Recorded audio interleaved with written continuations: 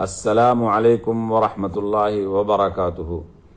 Radio HRDF میں آپ کا استقبال ہے۔ اپنا جسم تیار رکھیں۔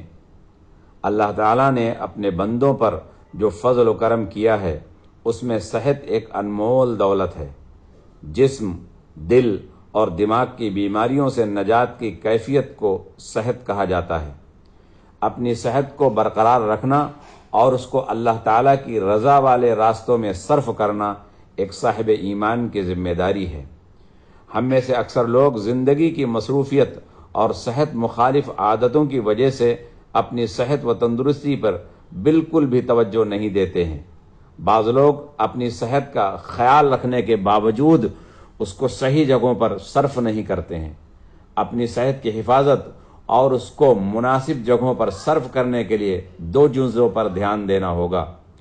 اولاً جسم، دل اور دماغ کے راستے میں حائل ہر طرح کی بری عادتوں سے باز آئیں اور اپنی زندگی میں صحت مندانہ نقل و حرکت کی عادت ڈالیں۔ شراب نوشی، نشہ آور اشیاء کا استعمال، دوستوں کی بری صحبتیں، بے ترتیب کھان پان وغیرہ جب ہم چھوڑ دیں گے تو کامیاب ہوں گے، تبھی ہم صحت کے ساتھ انصاف کر پائیں گے۔ اس کے علاوہ حسب ضرورت کھان پان، آرام، ورزش وغیرہ کے ذریعے سے صحت کو قائم دائم رکھیں۔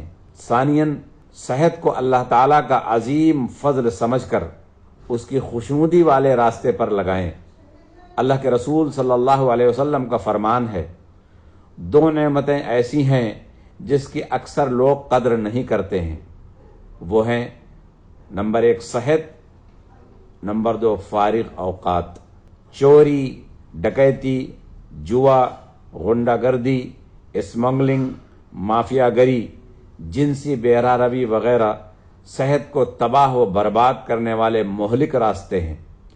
صراط مستقیم سے بھٹکانے والے یہی اسباب ہیں جن سے قرآن ہمیں آگاہ کرتا ہے۔ ایمان والوں کو اس طرح کے جالوں کو پھاند کر اور اس طرح کے حربوں کو مات دے کر باحفاظت اور حلال راستوں سے ہی اپنی روزی تلاش کرنی چاہیے۔ اس کے ساتھ ساتھ اللہ کی راہ میں جد و جہد کے لیے اپنے جسم و دماغ کے اندر مضبوط انقلاب پیدا کریں اور اس کو اللہ کے راستے پر لگائیں، کیونکہ یہ مومن کی علامتیں ہیں۔ اللہ تعالیٰ قرآن کریم میں فرماتا ہے، انما المؤمنون الذين آمنوا بالله ورسوله ثم لم يرتابوا وجاهدوا بأموالهم وأنفسهم في سبيل الله أولئك هم الصادقون۔